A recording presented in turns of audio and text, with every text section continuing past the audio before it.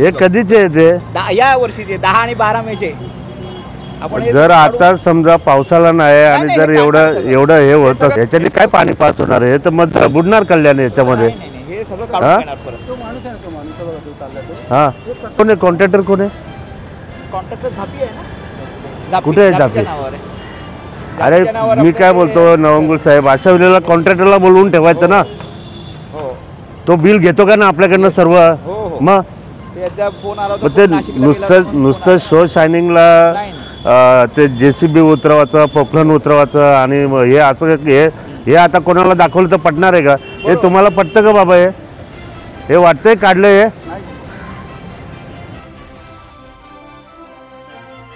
KDMCला नालेसफाईसाठी 5 दिवसांच्या अल्टिमेट देत नालेसफाई जर नीट झाली नाही तर KDMC अधिकारी आणि कंत्राटदारांची कोणतीही हायगाई केली जाणार नसल्याचा संतप्त इशारा कल्याण पश्चिमेचे आमदार विश्वनाथ भोईर यांनी दिला आहे. पावसाळ्याच्या तोंडावर शहरातील नालेसफाई व्यवस्थित झाल्या नसल्याच्या तक्रारी नागरिकांनी आमदार भोईर यांच्याकडे केल्या होत्या. त्या पार्श्वभूमीवर आमदार भोईर यांनी कल्याणातील प्रमुख नाल्यांची आज पाहणी करत KDMCला हा इशारा दिला आहे.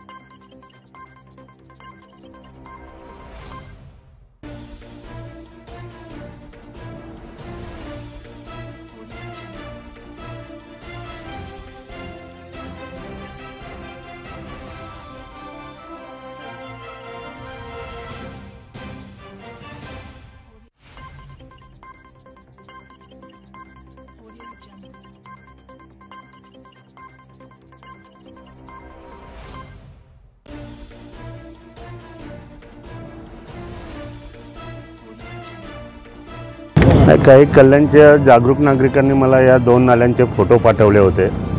त्याची शहानिशा करण्यासाठी मी इमर्जन्सी इथं आलो होतो.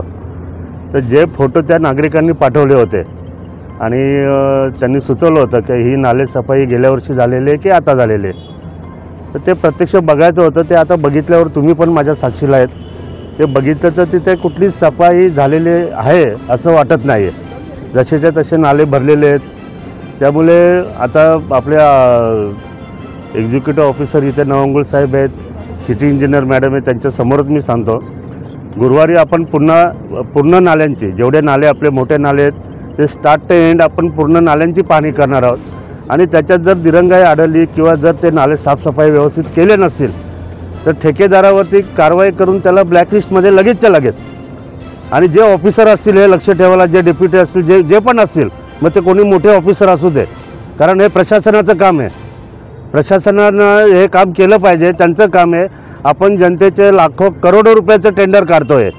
मग हे ठेकेदार फक्त पोकलेन आणि JCB उतरवणार, त्याचे फोटो काढणार, एका ठिकाणी गाळ साफ करणार, ते चकाचक फोटो पाठवणार आणि मग सांगणार की नालेसफाई झाली. हे बिलकुल चालणार नाही. स्टार्ट टू एंड नाले आपण बघणार गुरुवारी, तुमच्या साक्षीनेच बघणार. आणि त्याच्यात जर काय गडबड आढळली तर मग अधिकारी आणि ठेकेदार यांची काही खैर नाही. मग दादा काही ठेकेदारांचं असं पण असतं की एक पाऊस आला तर त्याच्यामध्ये वाहून जातो सगळा कचरा आणि त्यांना पूर्ण बिल मिळतं. हीच पद्धत इथं अवलंबिली जाते. नाही, ते आता बंद केलं जाईल. त्यांचं बिल आता जोपर्यंत पावसाला अर्ध्यावरती येत नाही आणि जर त्याच्यामध्ये फॉल्टी आढळला तर त्याचं बिलच देता येणार नाही आणि देऊच नाही अशी प्रोसिजर मी करायला सांगतो ऐकताना. त्यांना ते बिलच भेटणार नाही. जोपर्यंत अर्धा पावसाला पूर्ण होत नाही तोपर्यंत ठेकेदाराला कुठलंही बिल द्यायचं नाही. आणि झालं काय प्रॉब्लेम झाला तर त्याच्या ह्याच्यातून ते पैसे वसूल करायचे, कारण ते जनतेचे पैसे आहेत. आपल्याला काय फुकट आलेले पैसे नाही, पब्लिकचे पैसे आहेत. ते पब्लिकचे पैसे आपण असे कोणालाही वाटत नाही सुटणार. आपण ते पैसे थांबवलेच पाहिजे. जोपर्यंत पूर्ण पावसाळा संपत नाही तोपर्यंत अजिबात बिल द्यायचं नाही. किंवा त्याला जर द्यायचं असेल कामगारांसाठी तर अर्धं बिल द्यायचं, अर्धं बिल तसंच ठेवायचं. आज नाली सफाईचा आपला दौरा होता. अधिकाऱ्यांनी ठेकेदाराला सांगितलं नाही का आमदार पाणी दौरा करणार आहेत, आज उपस्थित? आता त्या अधिकाऱ्यांना विचारा तुम्ही. आता तो ठेकेदार कोण आहे ते त्यांनी सांगितलं मला. त्याचं मी बघतो गुरुवारी काय नाटक आहे. आता मग दाखवतो त्याला माझं काय आहे ते. मॉनिटरिंग करते फिरते आहे. पुन्हा 8 दिवसात गाव तसाच कचरा वाहून येतोय. पण आम्ही परत सूचना दिलेल्या आहेत कॉन्ट्रॅक्टर्स लोकांना, ह्या आठवड्यात पुन्हा एकदा सेकंड राऊंडने नाले सफाई करून घेऊ. हा जो नाल्यामध्ये आलाय, जो गाळ वाहून आलाय, तुम्ही बाजूला बघू शकता साहेब. तुम्ही अजूनही कचराचा काही पार्ट इथे ठेवलेला आहे ड्राय झालेला, उचलून घेतला होता.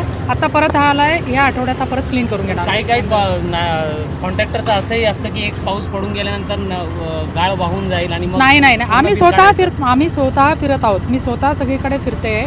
एका दुसरं लोकेशन, आता काल आम्ही याच लोकेशनला व्हिजिट केली. इथे काही ड्रेन्स आहेत, छोटे नाले, ते राहून गेलेले होते. ते आमच्या लोकांनी केले नव्हते. तिथे सूचना दिल्या होत्या. आज तिथे मॅनपॉवर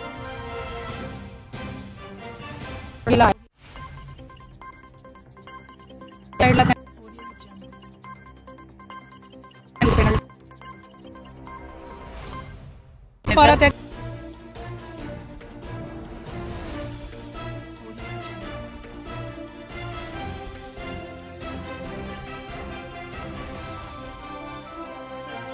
नाले सफाई अजिबात झाली नाही दिसत आहे. आमदारांनी देखील पाणी केली आहे. काय प्रतिक्रिया आहे तुमची?